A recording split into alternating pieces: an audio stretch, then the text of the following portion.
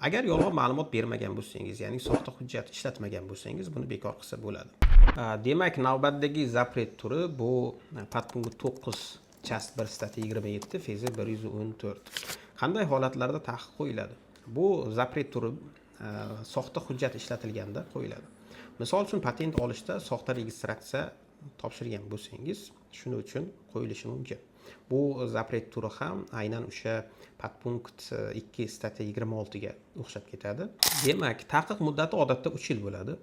Qonunda belgilanmagan.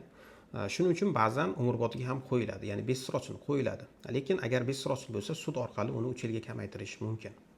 Qanday holatlarda bekor qilinadi? Agar yolg'on ma'lumot bermagan bo'lsangiz, ya'ni soxta hujjat ishlatmagan bo'lsangiz, buni bekor qilsa bo'ladi.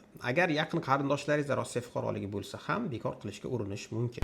Agar sizda yoki yaqinlaringizda zapret bor bo'lsa, bizga murojaat qiling.